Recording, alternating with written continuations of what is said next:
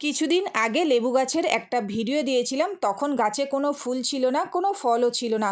তখন গাছে কিছু খাবার দিয়েছিলাম, তারপরে কিন্তু গাছে প্রচুর পরিমাণে ফল ফুলে ভরে গিয়েছিল। আর এখনও দেখো কি পরিমাণটা গাছে ফল আছে।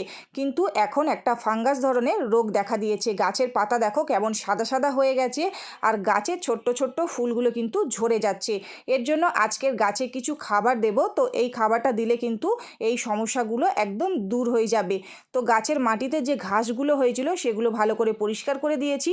এরপর গাছের মাটিটা ভালো করে খুশে দিচ্ছি। যে কোনো খাবার দেওয়ার আগে মাটি ভালো করে খুশে নিতে হবে, তাহলে খাবারটা খুব তাড়াতাড়ি ভিতরে প্রবেশ করতে পারবে আর এই সব সমস্যাগুলো কিন্তু দূর হয়ে যাবে। এরপর নিয়ে নিলাম 2 চামচ পটাশ আর দিয়ে দিচ্ছি কিছু ডিমের খোসা।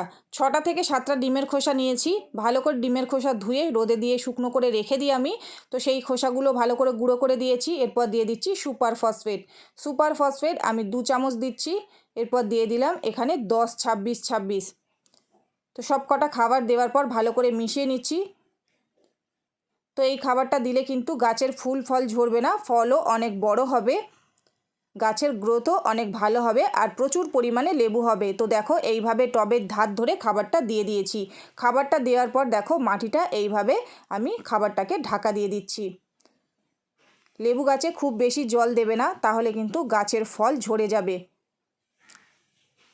তো এরপর দেখো পাতাতে যে সাদা সাদা দাগ হয়েছে, তার জন্য আমি নিয়ে নিয়েছি এখানে মিরাকুলান। 1 লিটার জলে দিয়ে দিচ্ছি 30 ফোঁটা। মিরাকুলান দিলে গাছে প্রচুর পরিমাণে ফল আসবে।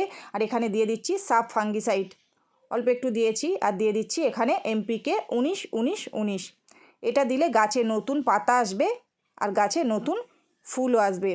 এরপর দিয়ে দিলাম এখানে কাকা দিলে এই যে গাছের পাতা সাদা সাদা হয়ে যাচ্ছে, গাছে মিলিবাগ হয়েছে, তো সেগুলো কিন্তু একদম দূর হয়ে যাবে।